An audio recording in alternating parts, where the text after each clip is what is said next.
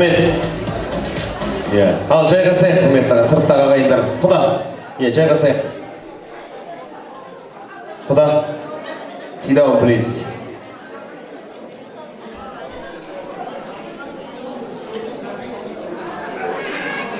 О, мой народ! Вас тамаға зовет десеме. Жайғасайық, қадірлі ағайын. Дастархан басына табылайық екен де. Енді бүгінгі дүбірлі тойда қадірлі ағайын осынау қуанышқа келген жақсылардың ішіндегі тағы да бір жақсыларды ортаға қалдырған болсақ, енді ол кісілерге дейін мынау қисық сөз күлгенге жақсы, бұрама жол жүргенге жақсы дейді ағайын. Енді Ержан ағам өздеріңіз білесіздер, ұстаздығын етіп, өмірін осы білім саласына арнап отыр, құрметті ағайын, тағдырын.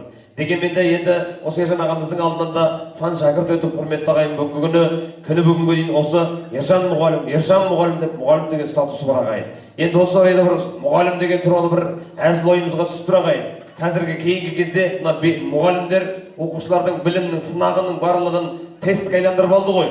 Кезінде өздеріңіз осы білімнің сынағының барлығы билетпен еді ғой. Естеріңізде бар ма?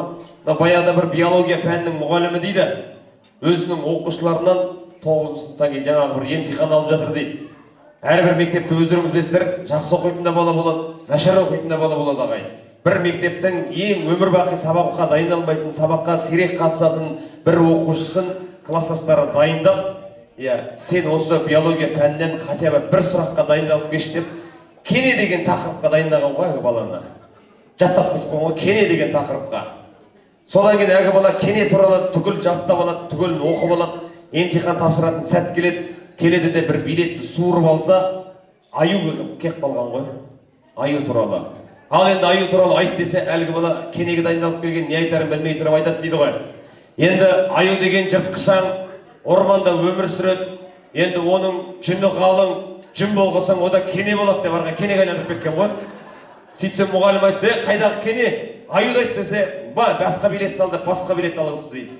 Әлгі бала тағы екінші билетті алып қалса, қасқыр шыққан ғой ішінен. Енді қасқыр деген ол да жыртқышаң, ол да орманда өмір сүреді. Ол енді суыққа төзімді жануар.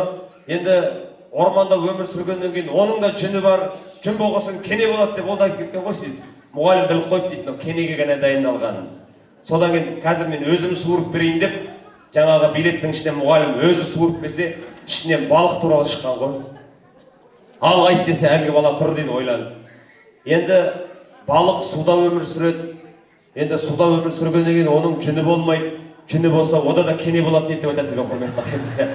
Сол сияқты енді қадірменді ағайын, енді сан шәкіртке саналы білім нәрін сусындатқан ортамызда ұлағатты ұстаздар қауымы бар. Қазіргі таңда еңбегінің жемісін көріп, зейнетке шығып отырған, төрімізге бүгін тіріде болып отырған осы ұстаздар қауымын қазір ортаға алдырайық. Дегенмен де енді осы Қаратөбе ауылындағы құрметті ағайын Қалматаев мектебінен мынау еңбек демалысына шығып, мынау енді өздерінің жемісін көріп отырған, бүгінге абыз әке мен ардақты ана болып отырған енді Ермек Нұрманович ортамызда отыр. Жұбайымене Назигүл Тоқтаровна дейді, Гүлнар Қасымбековна, Елизавета Акатаевна бар, және де Роза Сейітжапарқызы, Зүлжауғар Хамзиевна дейді, және де Гүлбарам Ахметовна бар ортамызда. Енді Ернат Амангелдіұлы бастаған осы мектеп ұжымын, және де осы мектеп ұжымнан зейнетке шыққан барша үлкендерімізді де ортаға шақырайық. Келіңіздер, тілек ардақ беріңіздер.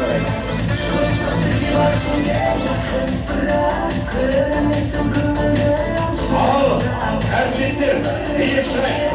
Үлкен кісілерге айта алмайды. Ермек аға.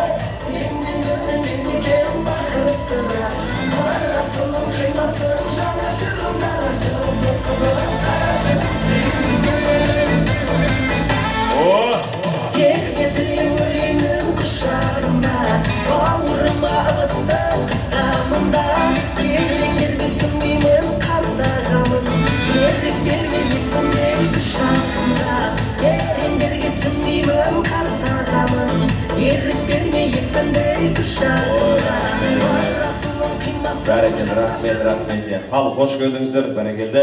Қадірменді ұстаздар қауымы, құрметті, бүгінгі осы Қаратөбе ауылындағы ең білді бір құрметті жандар, бүгінгі осы Қалматай ауыл мектебінің атында ұстаздар қауымы, қош келдіңіздер. Енді Ермек аға өзіңіз ғой үлкендердің үшін бастап келіп отырған, Ал, қадірлі ағайын, назар салайық, ортаға тілек тыңдайық.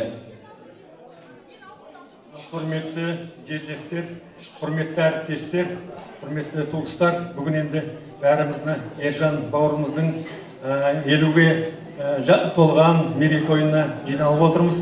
Енді бірақ мына жолдас үлкен бар, өзі қойды. Мынау негізгі тірегі осы мектебі жұмыс істеп, осы мектептің несінде бізде артына қалдырған ренжіп отыр. Мына туыстар ренжімейді, біз кішкене ренжімейді. Рас па енді? Енді біз енді шын көңілден Ержанды білеміз. Енді өзі Ержан Мәреновка дейміз ғой, бұрынғы әлгі Әли ауылында содан бірге өскен, қолымызда өскен бала, көрші болдық. Онан кейін Қаратөбеге келді, онда міне мектепке орналасты. Содан міне қанша жыл бірге әріптес болдық. Өте енді Ержанды енді айтып енді сөз жеткізуге болмайды. Бұл енді сондай аузын ашса жүрегін көретін, жүрегі көрінетін аңқылдағы жігіттің бірі. Бірақ енді ол осы несінен де татып жүр енді. Осыны бойдақ жүрген сол енді. Қанша жүрсе де. Енді тілейтіміз, шын жүректен еңбегіне жеміс тілейміз. Осы енді 50-ге келгенде ақырын жаңағы көрініп жатыр, шығармашылық табыстарға жетіп жатыр. Оған енді естіп қуанып жатамыз. Ержанның осындай өсіп жатқандарына. Енді бағынадан да барлық туыстары Ержанға шын көңілден тілектерін айтып жатыр. Енді мен де сол шын көңілден тілегін айтамын. Сонысын енді біздің келініміз Назгүлден бірге оқыған. Енді Назгүлден біз айырылып қалдық қой. Сол кезде пандемия кезі. Сонысын сол кезде енді өте қиын болды қайтыс болғанда. Сонда осы Ержанның басшылығымен жолдастары, класстастарына басын деймін. Сол кезде көмектесіп әлгі зиратын көтерген осы класстастары. Осы өте шын көңілден рахметімізді айтамыз. Бұны Ержанның несімен жолдастарының еңбегі. Енді Ержанды енді бағанадан жақсы тілектерді айтып жатыр. Енді осы той зор денсаулық тілейміз. Осы той арғата жұғысты болсын. Ана мұнда дөкей жолдастар отыр. Анау жеңгелер отыр. Білмеймін, осыны аяқтандырмай жатқандарын білмеймін. Мен өзім тауып қойдым, Назгүлдің бір жолдасы бар, өзін айтқым, давай алайық деп. Оған что-то өзі қайқайып жүр, білмеймін. Мен сімеймін, білмеймін. Назгүл деген білесі ғой. Давай деп қояды, аға қашан әлгі, Ержан қашан келеді деп қояды. Білмеймін, ана жақта Света деген нағаш жеңгесі бар, ана жерде Шолпан деген туған жеңгесі бар. Білмеймін неге осыны класстастары бар. Неге білмеймін, осыны аяқтандырмай жүрген. Мына жерден енді бала сияқты тұрғызып бағанадан айтып жатыр. Ұялып та тұр енді. Осымен жасылар уже немерелері бар. Расында. Енді кішкене ойлану керек Ержан. Расында. Енді бәрі енді қалжыңда бір жағынан енді денсаулық тілеймін, жақсылық болсын. Енді мен сөйлей беремін. Құрметті қауым, бүгін мінекей жақсы отырыс болды. Көптеген туған туысқандарды көрдік. Енді басты байлық денсаулық, жанұяда бақыт, барлықтарыңызға тілейтінім зор денсаулық.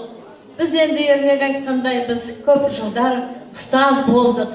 Бәріміз енді Республика Қазақстанның үздік ұстазы немесе отличник просвещения деген ата алдық.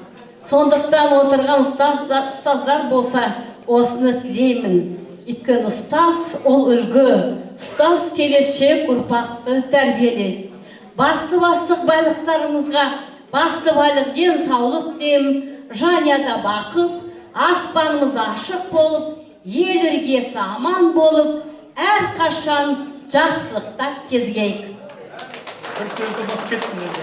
Келе жатқан енді мынау біздің еліміздің отан қорғаушылар күні ғой. Мына Ержанымыз бірінші Қазақстан армиясының сарбазы деуші ме еді? Сарбазы болған. Бұл да қуанышты енді. Келе жатқан жеңіс күні бар. Барлықтарыңыздың мерекелеріңіз құтты болсын.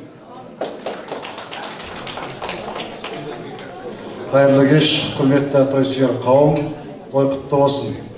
Енді Ержан Оразбаевич, бүгінгі мерейлі 50 жасыңыз құтты болсын. Сізге, деніңізге саулық, бақыт,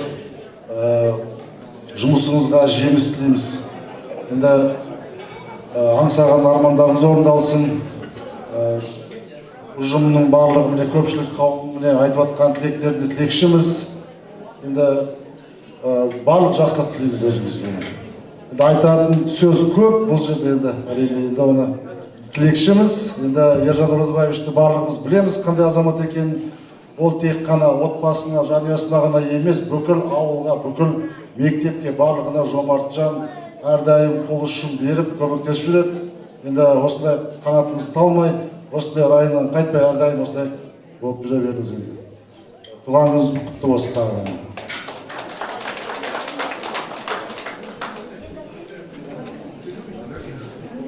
Енді жаңа барлық тілектерді айтып жатыр, енді мен де қысқа нұсқа айтайын енді. Ержан Оразбаевич, туғаныңыз құтты болсын, деніңіз сау болып, осылай жап-жас болып жүре беріңіз. Енді бірге істегенімізге міне 30 жылдай болып қалды ғой енді. Бір шаңырақтың астында. Әр уақытта осындай жақсылық болып, ағайын туыстардың бәрі аман болып, тек қана тойда жинала берейік. Жасыңа жас болсын.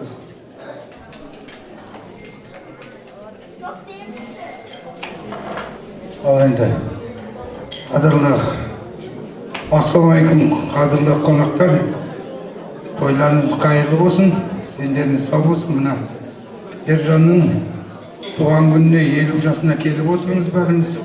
Ереке Оразбаевич, дені сау болсын, жақсылық болсын, аспанын ашық болсын, жұмысын жемісті болсын.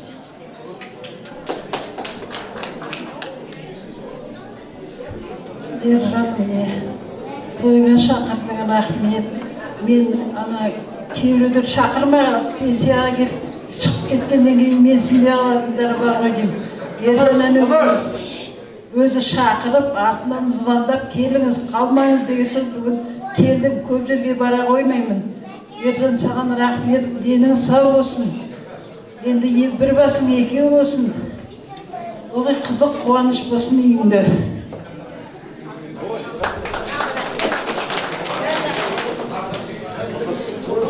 Апайларымыз қосыламыз еді, шытайға. Қосылам деген кісі қинамаңыз еді. Ал енді тілек ниеттеріңіз қабыл болсын. Қадірменді бүгінгі осы Қалматаев атындағы орта мектептің мынау енді түлеп ұшырған қаншама сан ұрпаққа санада білім тәрбиесін ұсынған ардақты ұстаздар қауымы. Енді сіздердің мынау жүріп өткен жолдарыңыз, қалдырып кеткен іздеріңіз ешқашанда ұмытылмайды, өшпейтініне кәміл сенімдіміз. Енді жаңа Ермек атамыз ренжіп жатыр ғой, тамада артынан беріп жатыр деп сөзді. Енді мынау тойдың бел ортасы болды, аға. Арты емес әлі, бел ортасына енді келіп қалдық. Сіздер ас жібасын, ауқаттанамасын, кішкене демалып отырсын деп жатқан жайымыз. Баяғыда осындай дүбірлі тойда мен сияқты бір асаба бала тілекті жаңағындай беріп келе жатты да бір үлкен кісіні ұмытып кетті, бір апаны. Жаңағы апам жатеке осы Ермек ағам сияқты ренжіген ғой, балам-ау, мынауың не сенің? Менің жасым сыйламайсың ба? Менің басым сыйламайсың ба? Менің орамалым сыйламайсың ба? Жастарға беріп жатсың тілекті, маған берген жоқсың деп. Сонда мен сияқты тамадағыда сөз тауып кетіп айтады дейді ғой, апа, тосқан несін ренжісі тосып деген ажал сияқты ғой, біреуге ерте келеді, біреуге кеш келеді десе, әлгі апа айтады дейді ғой, онда жастарға бере бер деп құрметті. Дегенмен енді құрмет Ермек аға, сіздерді артқа қалып қалайық деп жатқан ниетіміз болған емес, тек қана тойдың бүгінгі бел ортасында сіздер ауқаттанып отырсын деген ниет қана болады, құрмет ағам. Бірақ дегенмен де тілектеріңізге рахмет. Енді сіздер болдық па, тілек арнап, енді рұқсат етсеңіздер біз сіздермен үлкен кісілермен бір естелік суретке түсіп алайық. Одан кейін не болайық? Мектеп ұжымының енді осыменен мектеп ұжымының әлі тосынсый аяқталған жоқ, тілегі бар. Сонда да қадірлі ағайын, ортаға назар салып отырайық.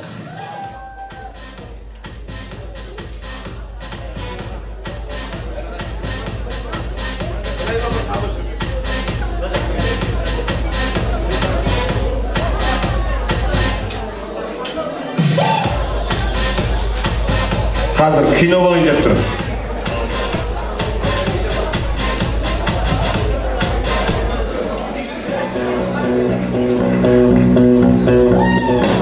Мектеп ұжымы келіп қалды, бүгін шаңырақтың төрінен. Не болып жатыр? Әріптестің бүгін тойы, 50 жасты не шути. Кімді қазір туған күн, қыздарсың мен туған күн, құтты болсын бүгінгі.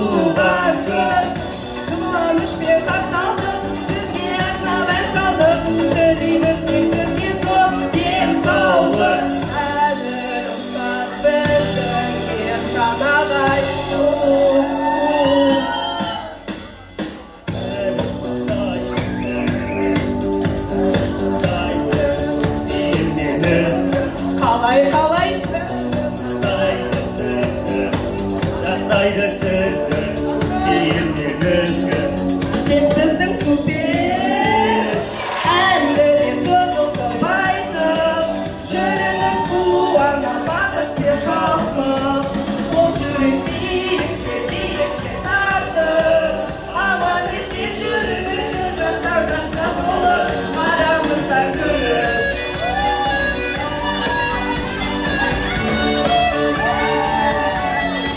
арамызда күліп Kokundayız kumuz günümüzün Bakıtlı yılları Öncürsüz yaşasıp koymayız Doylayışı gönülleri İşlemek olsun bu sükunye Bildim azike aytmadan Давайте сегодня зажигать.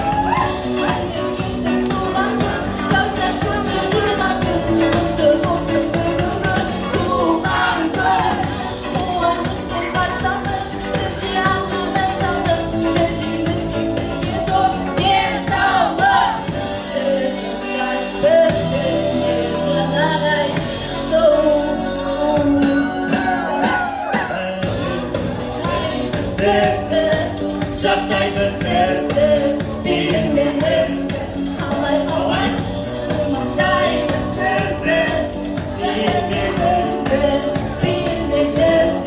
әркіміздің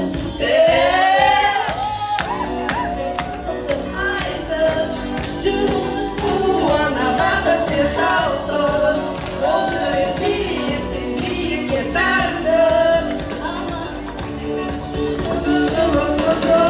арамызда күліп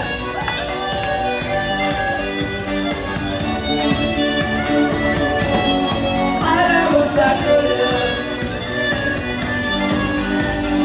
туған күніңізбен ұлысыңыз бақыт тілеп бәрі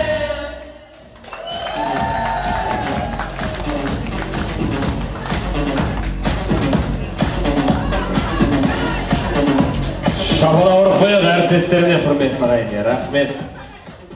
Ержан аға орныға тұрыңыз.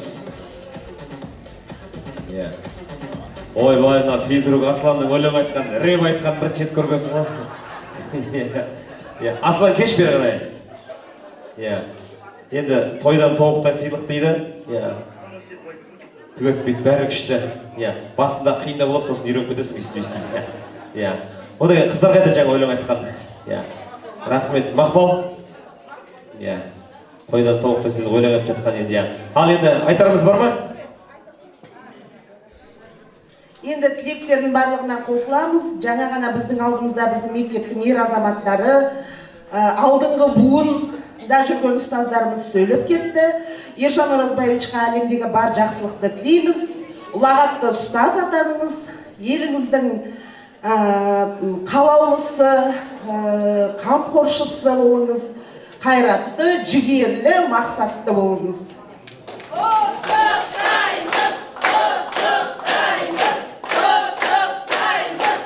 Ержанның қолында қанша шар бар, сонша баласы болсын. Мынау енді біздің сыйлығымыз, сырты жұқа, іші бұқа. Күшті айтыңыз ғой, қанша шар бар, сонша бала болсын деп. Бала болу үшін баланы табатын бірінші ана болу керек қой. Рахмет, бәрекелді. Ержан аға, кім айтты шардың ішінде бала болады деп. Бірақ болады десің. Рахмет, енді тілек ниеттеріңіз қабыл болсын. Енді құрметті ұстаздар қауымына бір шапалақ ұрып қояйық, құрметті ағайын. Рахмет, құрметті әріптестер, менің әріптестеріміздер ғой, білесіздер енді өздеріңіз енді. Енді жұмыстарыңызға табыс тілеймін, шығармашылық. Енді сағаттарыңыз көп болсын. Бала жетпей қалды, бала азайып қалады дейтін проблема жоқ болсын. Енді мынау енді жыл сайын осы Қаратөбенің келіндері босанып, мектептеріңізге бала сыймай, тағы да бір жаңадан мектеп салады деген сыбыс шығып жатсын общем енді. Ал енді рұқсат болса, класстас деймін ғой. Әріптестердің құрметіне бір тамаша ән жолдайық, енді ортаға билеп қалайық келіңіздер енді. Фотоға түсіп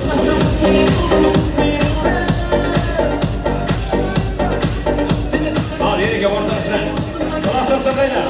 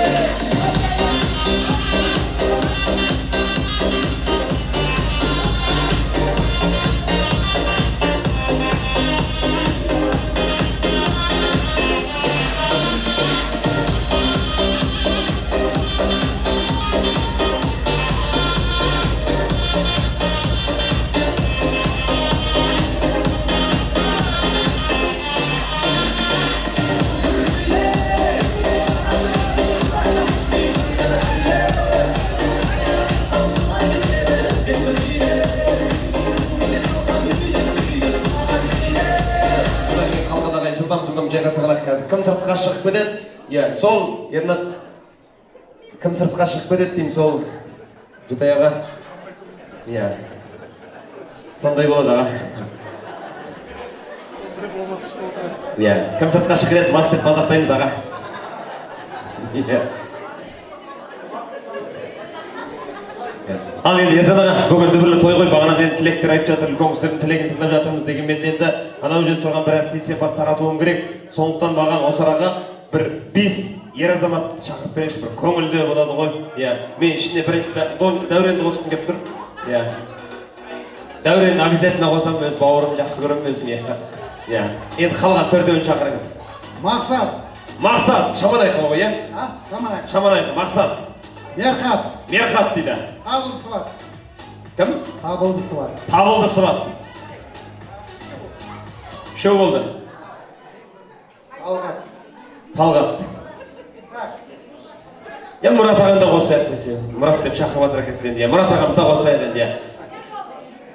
Иә. Ербол ма? Ербол аға келіңіз онда, иә. Иә, бәрекелді.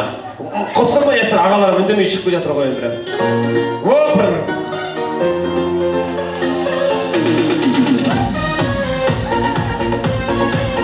Әбәсе, әгер тұлпар топты көрсе тапыршып тұра алмайды деген сияқты.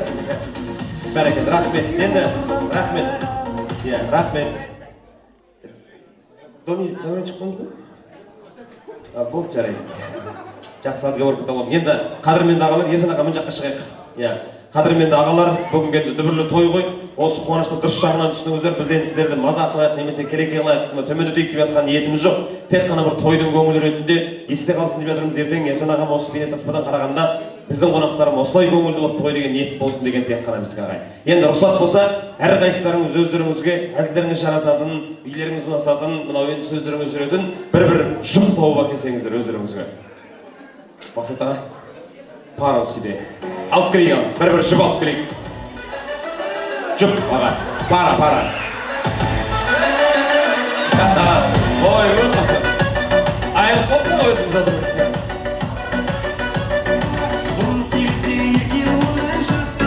Ой, бәрекелді, рахмет.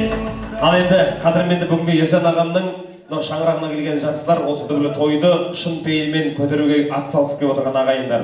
Енді былай болады, ойынның шарты былай ғой. Ең бірінші, мынау енді көңілді күйлеріңізді байқаймыз да, бірінші қабілеттеріңізді, мынау билеріңізді көріп шығатын боламыз. Ол үшін енді мынау барлығымыз бірдей биге билемейміз. Иә, бірінші қолымызда әртүрлі ұлттан би тұр. Иә, қайсысын таңдаймыз? Шетінде тұр екенсіз, бастыға өзбек, қырғыз, ағылшын, индия, лезгинка. Индия? Өзіңізге көп алып қойған жоқсыз ба? Индия ғой, ал енді Рысқұл ханым шығармашылықты қосамыз қазір енді. Аға қандай? Өзбек? Өзбеклерсің, ассаляму алейкум, ағалар өзбеклер. Мұрат аға? Лезгинка? Лезгинка. Аға қандай таңдаймыз? Қазақша қара жоға болсын ба? Жақсы бәрекелді, иә. Ал аға қандай?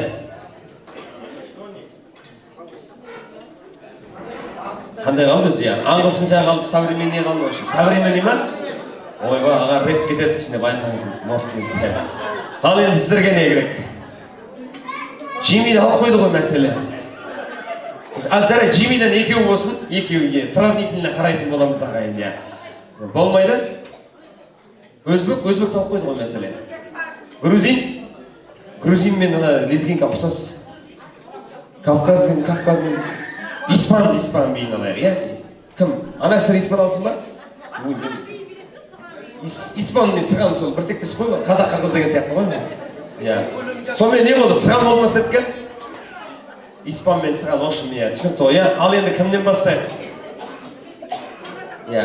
Современныйден бастайықшы, иә, современныйден бастайық. Мына жаққа шығайық барлығымыз, аға. Мына жаққа шығайық, современный ортаға шығамыз. Енді, иә, босатыңыздар, таныс болды, босатыңыздар. О, аты-енең отырғанда қалай билеген қалай кетті. Ал, маэстро, кет! Шаурап отырған ағайын!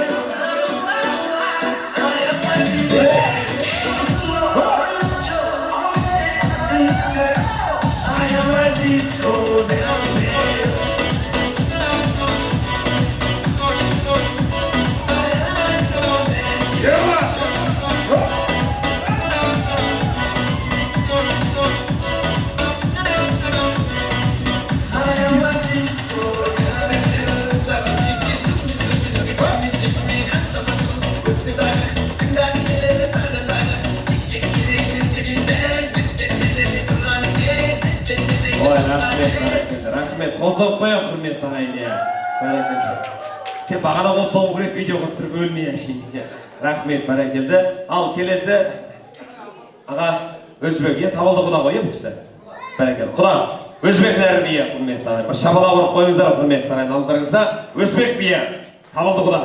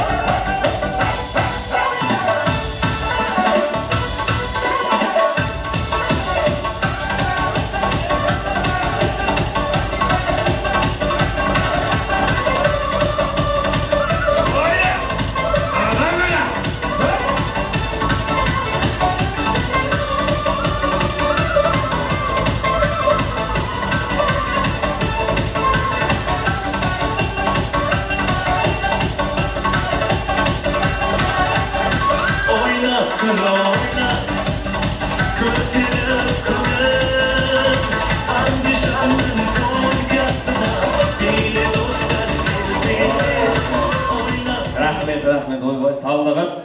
Мына жерден бірдеңе табылмай жүрсіз ба? Шапалақ ұрып қойып, табылдағанымызға құрметті ағайын. Рахмет, ал енді Мұрат аға, таудан түскендердің биі, өкшенің биі емес, өкшенің биі дейді ғой. Ал, құрмет, қошеметтеріңіз бар ма? Лесига!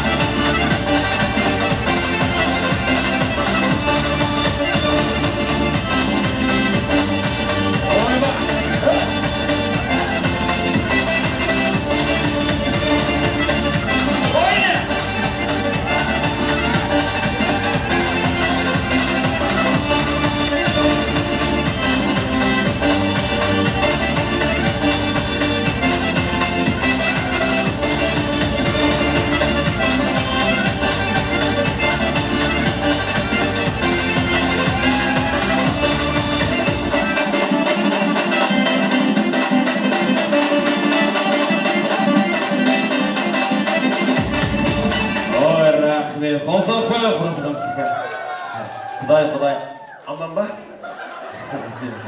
Қайдан біліп, пішақты бұлайда істейіп, шошып тұрдың өзі. Ерді жыртылып кетіп, анар апайым менен көріпсің, қайдағы білен қайдан шығатын. Рахмет, бәрекелді. Ал енді сіздердікі, индийский ғой сіздердікі. Ар жақтан шығамыз ба, қалай істейміз бір? Мәссаған, анау жаққа баштақ қойды. Мақсат аға? Бір нәрсе қажет па? Су, сок. Ал, ойбой, кино түсірейін тұр ғой, жасыға шығып кетті ғой. Ал, іліндірме! Қайдың?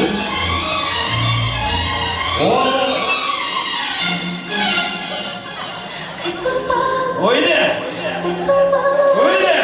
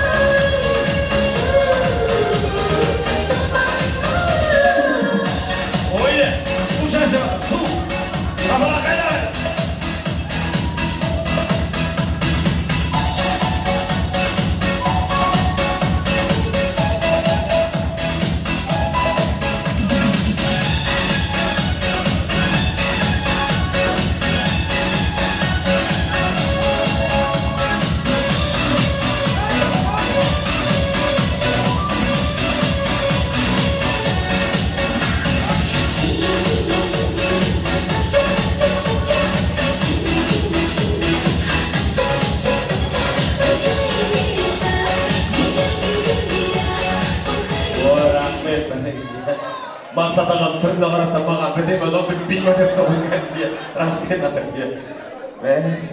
Кімнің платочегін алып шықтың құдай? Біреудің тез сүртіп отырған, Мұрат ағам түкметінен басы сүртіп отырған жайын. Рахмет бәрекелді. Ал, келесі Испания. Ағам өз таңғап тұр, Испанның кімет құдай ау.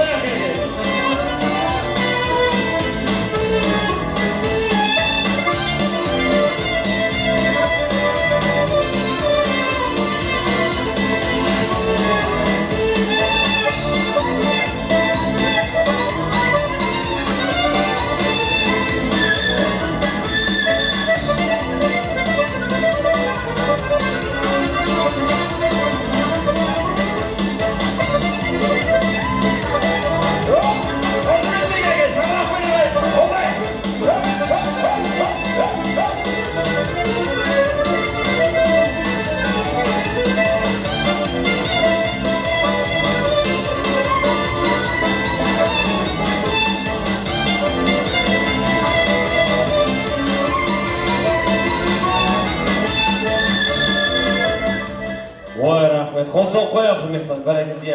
Мен негіз бар ғой, аға, сіздің биіңіз бар ғой? Қош, мынандайға келетін сияқты. Осыған мен, қойсana.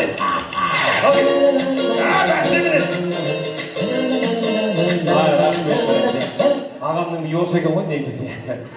Рахмет, бәрекелді. Ал енді, бізде қазақ биі қалды ғой, Қаражорға. Ал кеттік ағам. Ағам да өзі қара торы екен. Ал керек,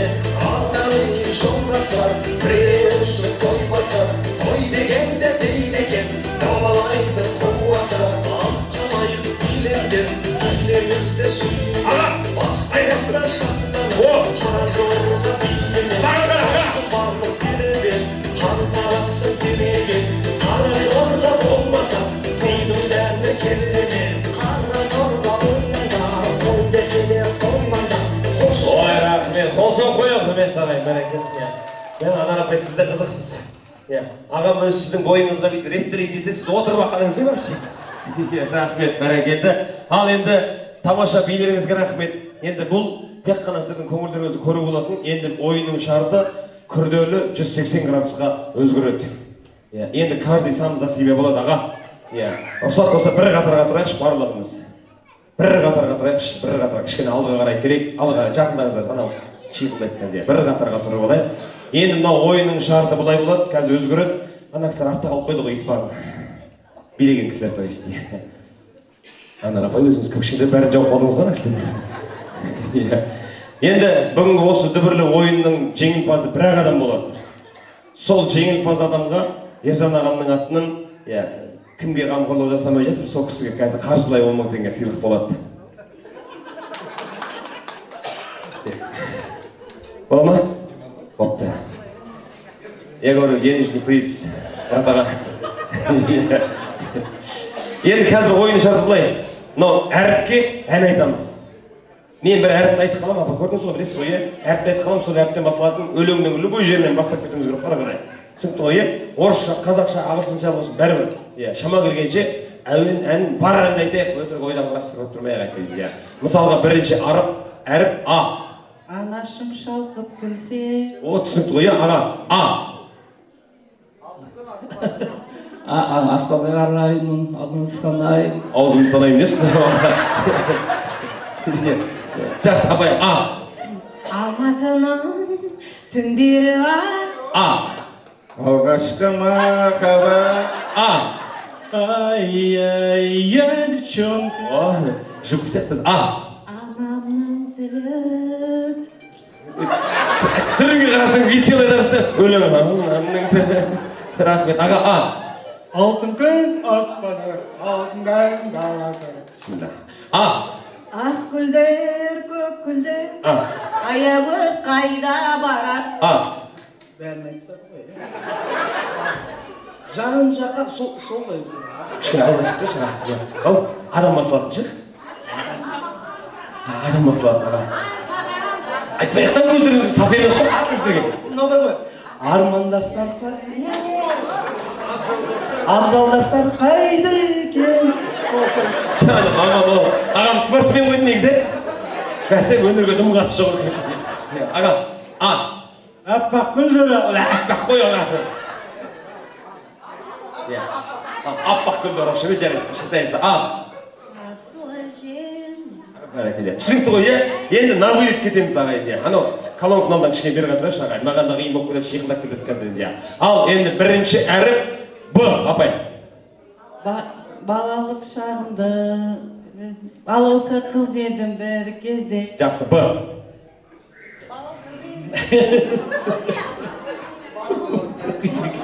Қиын екен аға. Жарай, табылдаған қинамай қойыншы осы бар ғой.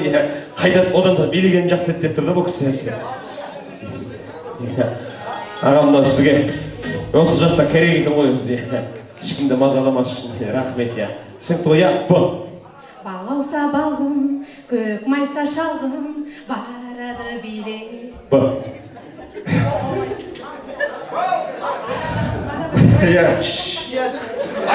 Айтпай, өзі айтсын енді, Б. Б1. Айтпасаңызшы. Балқия. Балқия өшім, Б. Балға дейшава. Сен қалай өкетті анауға қазіргі современ өлімнен тұрып балға шығып түсіп кеткенің, Б. Балақан, кәне көрсет алақан. Жақсы өшім, Б. Барабан бұл барабан. Б. Білмейін деген өлім жоқ қой десем, Б. Бұлдыр тіліңнен. Б.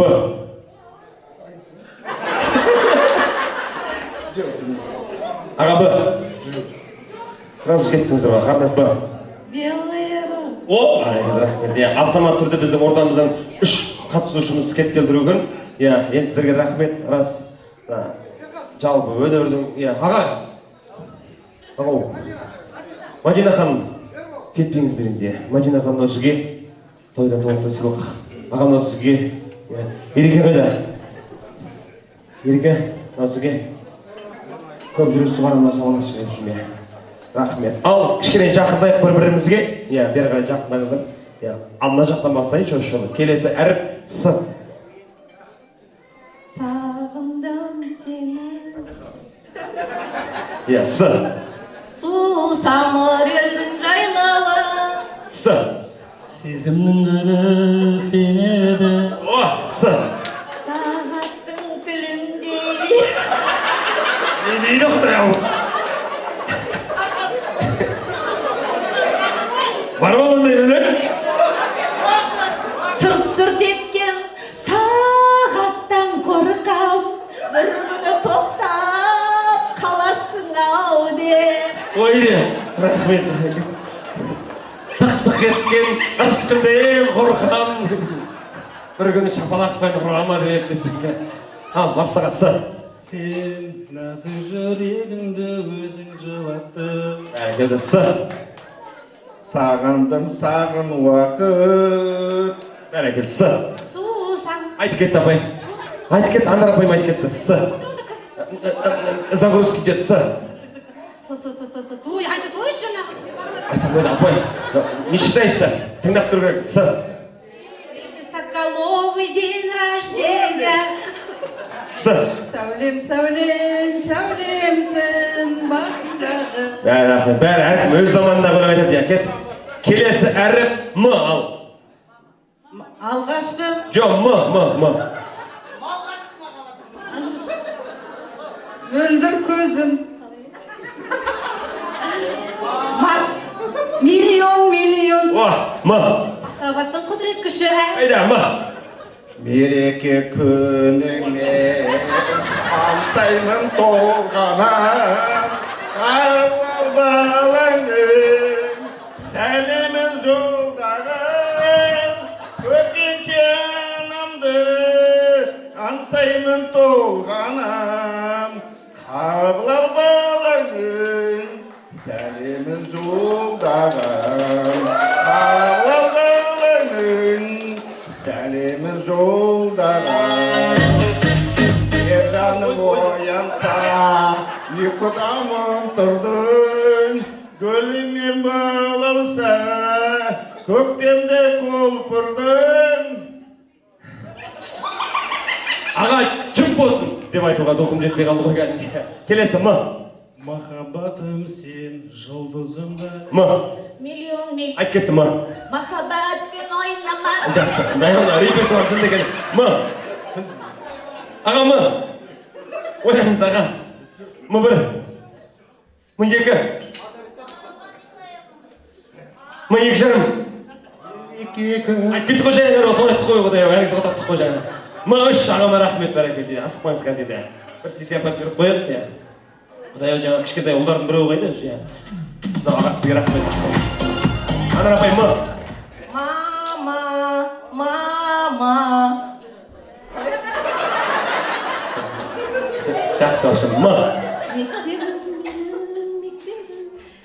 Ұстазым менің емес бұл. Ол бұрын солай сияқты болатын. Ұстазым менің, ұстазым болатын еді. М. Бар ма? М1. Мама. Жоқ, ол кісіге мама болды. Мына жаққа тұрайықшы. Ғой сен мына жақта подсказка алып тұрсың бар ғой. Қашайық мына жаққа бар ғой. Ал, келесі әріп мына жақтан бастайын енді. Келесі... Неге ана жақтан шиық бастырды ғой сен? Келесі әріп О.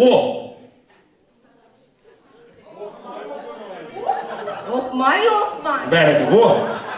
Отырардағы сақ. Не дейді? Өз айтады, өз күледі айтады. Бір. О. Отырардағы сақ. Ол ғой, О.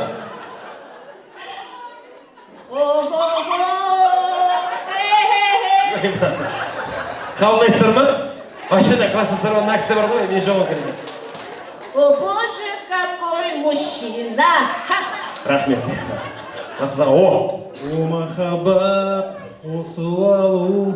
Бәрі рахмет. О. Ой, мама Мария. Не болды? Қабылдайық ба? Мұрат ағамды? Ой, бері қайтырыңызшы. О. 30-дан асып барам. Накісі О. Ойланам, толғанам деген бір. Жаңағы анаға сәлемнің ойланам тоғын орны анам кетті шыбия. О. Отырарда той басталды бүгін.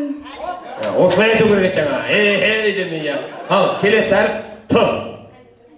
Табиғатым махаббат. Т.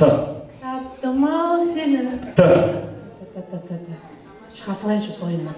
Түсініктіңіз ба? Жақсы. Мойындағаның өзі үлкен ерлік бәрекелді, рахмет я. Мұрат аға, жоламай тұрып айтайыншы. Қолыңызды артқа қайырып тұрыңызшы, екеуіңде. Мен өзім ұстайын микрофонды, сіз бүйтіңізші. Т. Жоқ, жастарға жол берейінші мен. Сөйтіп айтсайшы, асықпаңыз Мұрат аға. Бір сый-сияпат беріп қойын. Баяғы сіздерде сақалға шыпыртыңыз ба, жоқ онда шаш қыратын ба? Не бердіңіздер өзі Мұрат аға? Рахмет Мұрат аға. Қол соғып қояды. Так тебе и надо, ты. Жақсы olsun. Т. Ты ж меня подменула, ты ж меня подвела. Т. Таби. Айтып кетті ау. Бірінші тұрған апам айтты. Т. Тамаша тойды мен. Анады. Жақсы бәрекелді. Келесі әріп сіздерге Р. Розовые розы. Р. Дейін айтып тұр, ауыз айтып кетір. Р. Р1. Ризамын саған, ризамын, ризамын. Р. Ребята, наши их дворе. Қалай? Любили его? Ребята наши дворе. Р. Красита. Р. Қызыл раушан. Жоқ, қызыл болып кетті ғой. Р. Белый. Жоқ, белый болып кетті ғой. Біресе қызыл, біресе белый болып тұр. Я нету, да? Жартылай қазақша, жартылай орысша кетті бұл кісі. Рахмет, абай. Өзіңізге рахмет. Төрде оқып, жақында кішкене. Ал, келесі әріп Е. Эрендандан. Очень, біз білмейміз айтып бар дейді ғой. Е.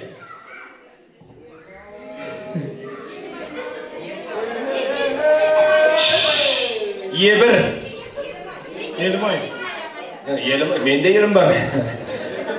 Е1. Е2. Елмай, қазағым. Өзің не айтасың, ал айтып бер. Е. Еркем-ай, еркем-ай. Е. Білмеймін. Мен сізге сеніп түрдім бар ғой. Смел айтып тұрдыңыз ғой бағана барлығын енді. Анар апайымызға рахмет, қол соғып қояйық құрметті ағайын енді. Ал, үшеу қалдық бұйырсын енді. Мына жақтан бастайық, смел айтып тұр екен. Келесі әріп Ш. Шиперозы. Бар ма ондай? Шиферозы? Бәсен тұрандай бар. Шиферозы деген естіп бар ғой? Қабылдаймыз ба? Қабылдаса шапалау ұрайық құрметті. Қабылдан енді. Ш. Шартарап.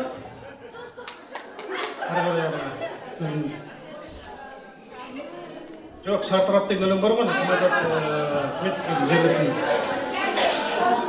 Шардың ойында, шартарап. Шардың ойында шартарап. Шудың бойынан естіген мен. Шудың бойында. Жақсы, өзіңіз айтып бердік қой әйтеуір. Ш. Школа, ясно. Рахмет. Келесі әріп Л болсын, Л. Легенда дегенде, Л. Құдай ау, атаң, енең, бәрі елеңдеп отырсаға малы кәдімге бірігіп айтып отыр, я. Л. Қарама, шо жаққа, қарама. Л. Л1. Любимая моя. Л. Любовь, похожая на сон. Л. Люли, люли, ой, люли, люли.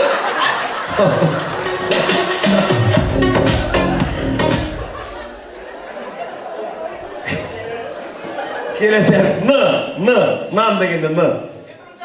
Я, айтпайды қадырлаған енді. Мына іштен таңдап алуым керек қой, мен біреуі жегіп шығу керек. Н. Н1. О, Н. Нурикамы. Н. Не істесем екен, не істесем екен. Келесі әріп П.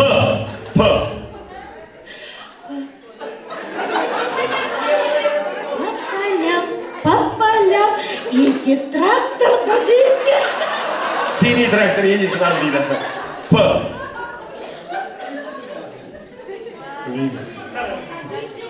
П1.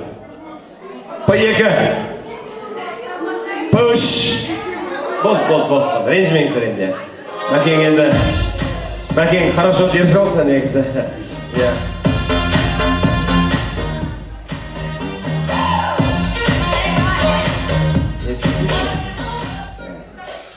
Мәке рахмет. Ал енді жақын тұрайық. Мына жақ қанат қапты ғой, біреу класстастар, біреу мына жақта бөлелер, келіні құрметті ағайын. Ал енді финал сіздерге берілетін енді ешкім айтпайық, құрметті ағайын, рұқсат. Әділ болсын енді, әділ болсын, рұқсат болса. Келесі әріп я.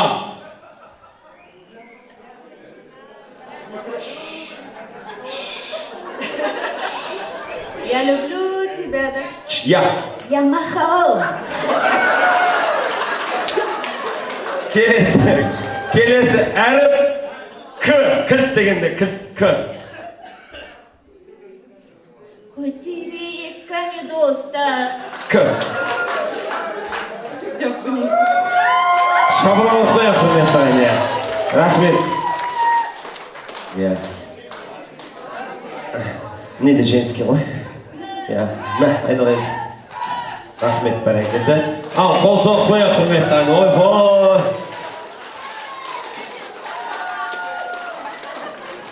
Бүгінгі дүбірлі додада өзінің мынау енді жан-жақтылығын көрсетіп, өзінің білімділігін көрсетіп, өзінің озғырлығын көрсетіп, өзінің алғырлығын көрсеткен Рыскүл ханымға қол соғып қояйық, құрметті ағайын.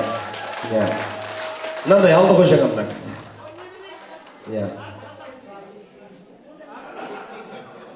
Не дейді? Чайник бере салшы. Бесіп тұрады, бағана біреу алдыңыз ғой, енді біреу 10 мың болды сонымен. Бесем қазынайын. Ал енді Ержан ағамның атынан сол класстас қой, е? Сол, Ержан аға. Құтты болсын. Мен кетіп қалайыншы, араларыңызда мен кетіп қалайыншы, тұрасыңыз. Қолымды жібергіші. Рахмет, ал енді Рыскүл ханым, құтты болсын. Онсыз да тойға бір 10 мың теңге әкеп, сол 10 мың теңгеден қойып құтты өттіңіз қойшы. Қалай, көңілге қалай? Конечно, кішкене қалем 10 мың теңге алып кетсін. Шапалақ отқайық.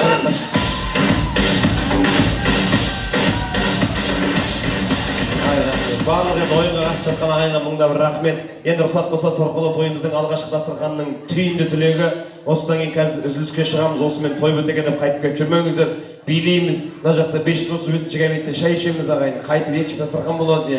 Барлығымыз отырып манты жейміз, білесіздер ғой өздеріңіз, екінші дастархан болады. Одан кейін қайтып кетпеңіздер, билеп шай ішіп, голубцы жасап қойған еще Ержан ағалар. Оны жейміз ағайын. В общем, қалған тамақты бірақ қайтамыз ағайын. Енді үй сатып алма, көріс сатып ал дейді ағайын. Енді қадірмен тойшыл ағайын, бүгінгі осы Ержан ағамның кіндік қанын тамып өскен ауылдастары енді бірге қатарласып өмір сүріп келе жатқан көршілер қауым ортамызда Нұргүл, Ағыбай, Мерхат, Мерей, Саят, Мират дейді, Бекен ағамыз бар екен. Айман, Ержан, Динара дейді, Сіләмбай, Нұргүл, Ырысбек, Алмахан, Шығысбек, Сайрангүл, Қонысбек, Әшима, Тоқтархан, Риза, Дулат, Толқын, Дәулет, Күлзия, Салтанат, Мақсат, Қылышбек, Бияқан нүкте. Ал шығайық осыған.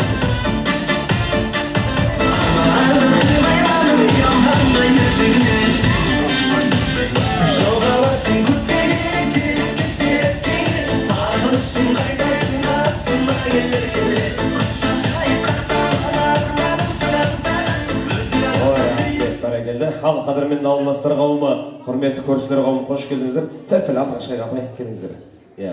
Ал енді тілексіз күн өздеріңізде.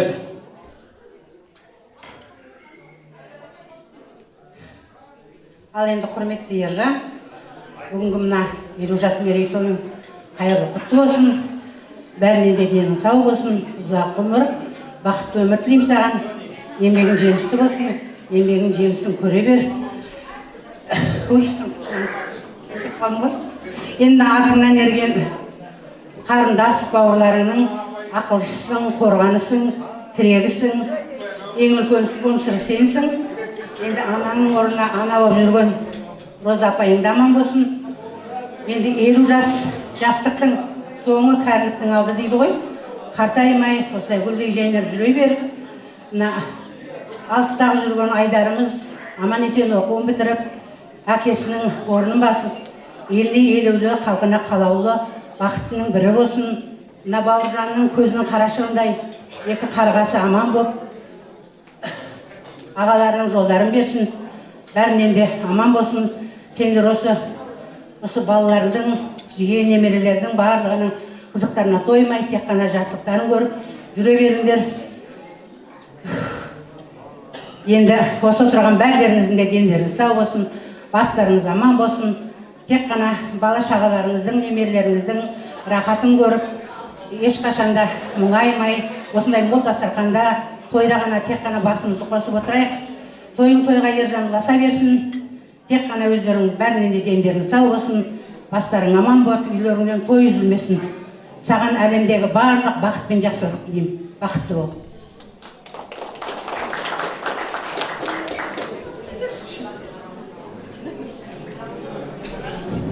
Ассалаумағалейкум, құрметті тойшыл қауым.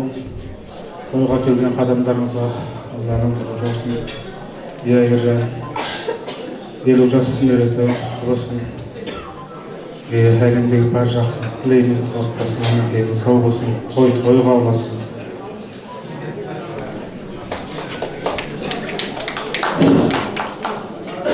Ал енді Беке, елу жасы құтты болсын.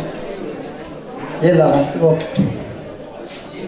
елдің алдында қарқырап, жайнап, күліп ойнап, денің сау болып, әрқашан осындай жақсылықта кездесіп, басымыз аман, деніміз сау болып.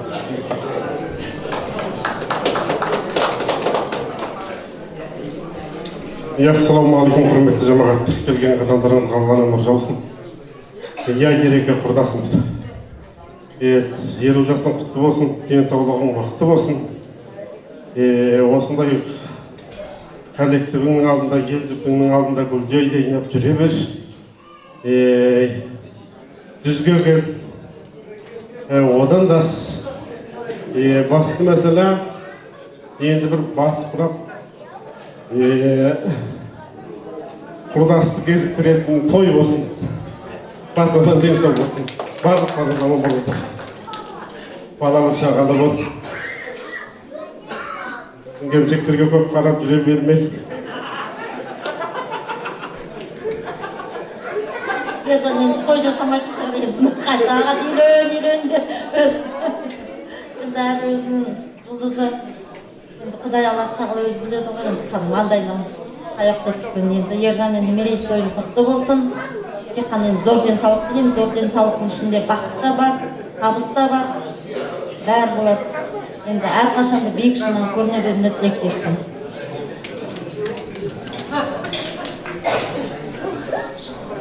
Ассалаумағалейкум, тойшыл қауым. Бүгін міне Ержан ағаның мерейтойына жиналып отырмыз. Ержан аға, сізге тілейтін зор денсаулық, мол уақыт, ешқашан ауырмаңыз. Жұмысыңызға жеміс тілеймін. Ағын жылдан бері міне тойыңыз тойлап отырмыз, көкпар өткіздіңіз, бәрі жақсылы болды. Осы Елос бауырын бастаған көкпар командасына төмен жақ бірінші орын алып, содан бастап тойлап жатырмыз. Той ұласып жатыр. Енді сізге бәрі жақсылық тілеймін.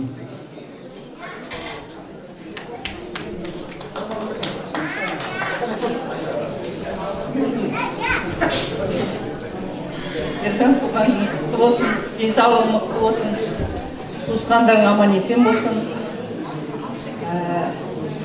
Бар жақсылықты тілеймін, аман есен бол. Болды ма, қыздар қауым? Қосыламыз ба?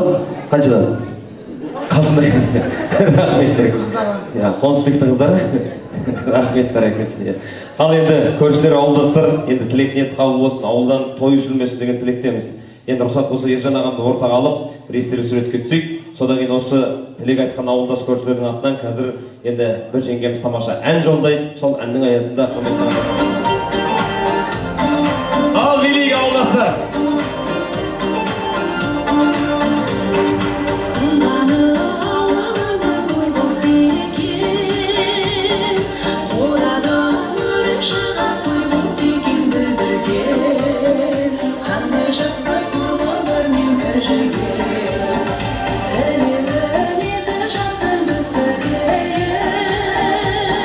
Мереке күн болсын,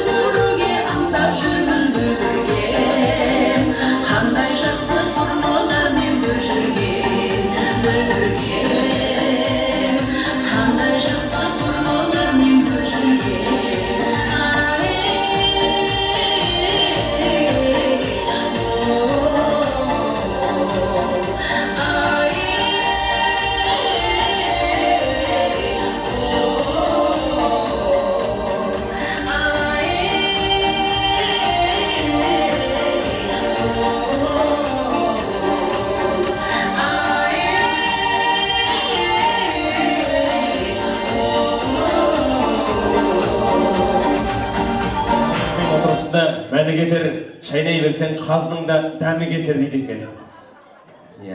Енді рұқсат болса, ештеген мәнін сәнін кетірмей, енді дастарханға ықылас бата жасайық. Қазір енді ортаға шығып, билейсіздер үлкендерден бастап шайға, Қамыран ағайын ортаға биге шығамыз. Енді қайтып екінші дастарханымыз бар. Әлі ақтарлар тілектеріміз, айтар тілектеріміз бар. Енді тойымыздың екінші бөлімі бар. Осы бүгінгі дүбірлі тойды уақытымызды қиып келгеннен кейін, соңына дейін қалай қадірмен ағайын қазір бір жарты сағаттық үзіліс болады. Ендеше үйден 40 қадам бассаң да батаменен қадам бас дейді ағайын. Ендеше бата сұрайық құрметті ағайын. Енді асқыдалдық, басымызға амандық, елімізге, жұртымызға тыныштық. Әумин деп бата берейін астына, амандық берсін басына, қыдыр берсін басына. Бармын деп асыма, жоқпын деп асыма. Құлының өсіп бай болсын. Жетектеп жүрген екі немерең бай болсын. Келменнен ақ кетпесін, басынан бақ кетпесін.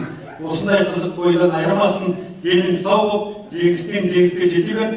Енді бағанағы тілектердің айтылып жатқан ақ тілектердің бәрі қабыл болып, тойға келеді болайық. Әмин. Каждый тілек, каждый бата сасымыз бар.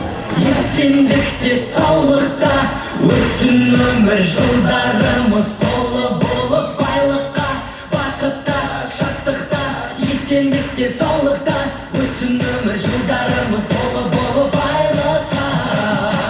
Рахмет ағайын, бақытта, шаттықта, есендікте, саулықта өмір сүрейік қадірлаған. Ендеше еркелеген өзінің тасқыны мен ағайын дүркіретіп той жасаса, алдында аса буап бастығымен алағайын шулымай сөзіңді бұл тойдың тізгін дардар бастығымен ендеше торқылы тойымыздың екінші дастарханын бастайық. Қазіргі кездегі бір әдемі шапалақ дейтін дәстүрмен деп алақан соғып қойық, шаршамай қадірлаған. Енді осы асабалар шапалақтан өлген бе деп ойлап қалып жүрмеңіздер ағайын. Бізді де бір жағынан дұрыс жағынан түсініңіздер. Қадірлі тойшыл ағайын, енді бүгінгі дүбірлі тойда бізге шабыт беретін осы сіздің алақандарыңыз қадірмен ағайын. Енді қазақ айтады, бұтағы болмаса бұлбұл да сайрай алмайды, жұпары болмаса гүлдер де жайнай алмайды деген ағайын. Төрде текемет болмаса көсемде төрлей алмайды, елде қошемет болмаса ешбір шешен де сөйлей алмайды ағайын. Сондықтан көп нәрсе сұрамаймыз. Енді хотя бы асаба ретінде болмаса да Ержан ағамның коллективі, әріптесі ретінде бір алақан соғып отырыңыз ағайын.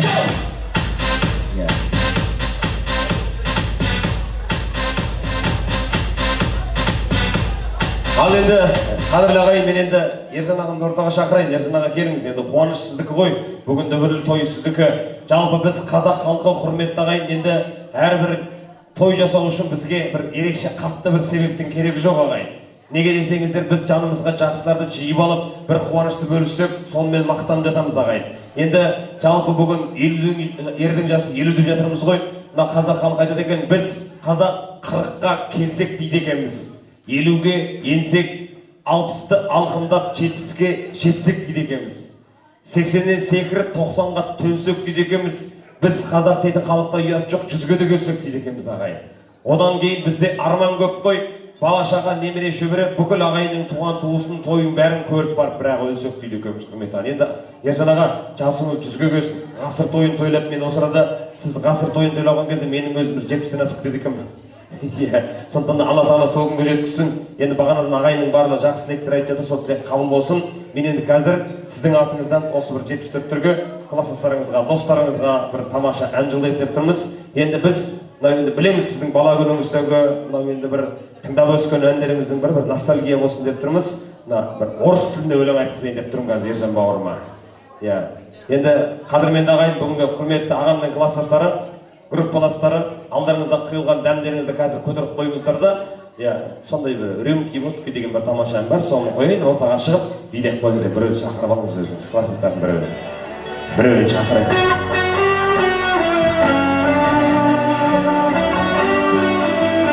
Белый танец.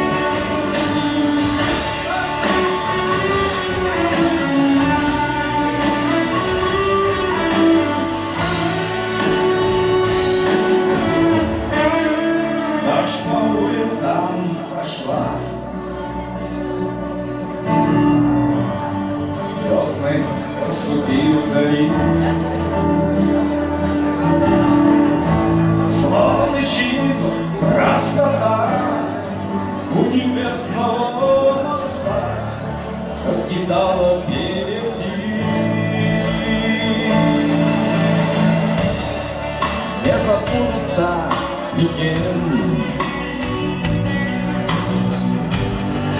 празднику обиды глаз.